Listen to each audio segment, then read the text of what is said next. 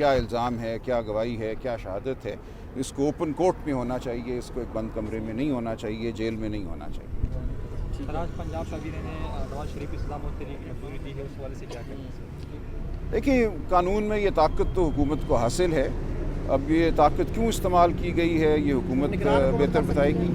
یہ کسی بھی حکومت کے لیے کرنا بہت ہی ایک اچنبھے کی بات ہے، عام طور پہ تو ایسے نہیں ہوتا۔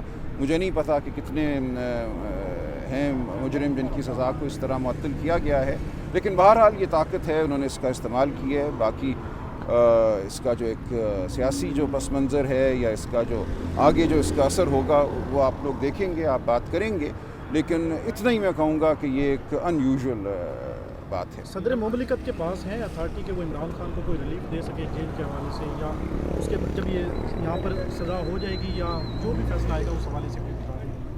نہیں، صدر مملکت کا جو اختیار ہے آئین میں وہ وزیر اعظم کی مشاورت سے ہوتا ہے، وہ وزیر اعظم کے مشورے کے پابند ہوتی ہیں، اپنے آپ وہ کچھ نہیں کر سکتے۔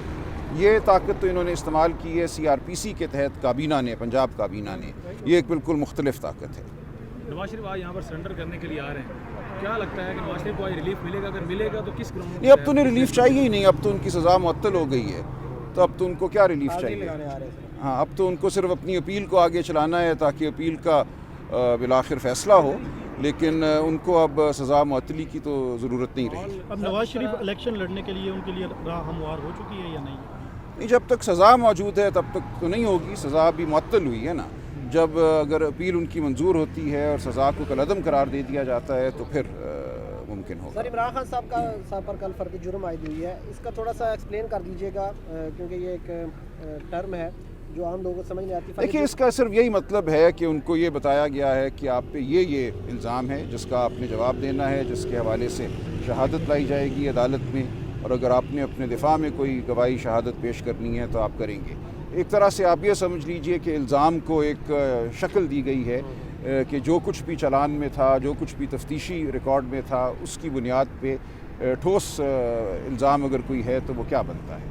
سر، فرد جرم عائد ہونے کے کتنے عرصے بعد جو ہے وہ سزا سنائی جا سکتی ہے؟ دیکھیے، اس کا ٹرائل ہوگی، ٹرائل کا مرحلہ ہے، گواہان آئیں گے دونوں اطراف سے، تو یہ وقت لگ سکتا ہے، لیکن اگر عدالت بہت سرعت سے چلنا چاہے، جیسے توشہ خانہ میں ہوا کہ دفاع کے گواہان کو اجازت ہی نہیں دی گئی، تو پھر تو آپ 2 دن میں بھی کر سکتے ہیں۔ ہم دیکھیں گے کیسے چلتا ہے۔ یہ بھی اسپیڈی ٹرائل آپ دیکھ رہے ہیں جس طرح سے توشہ خانہ کا ہوا؟ کچھ کہہ نہیں سکتے جج صاحب کے بارے میں، پہلے سے میں کچھ نہیں کہنا چاہوں گا، لیکن جو ہوگا ہمارے سامنے ہوگا۔ شکریہ جی۔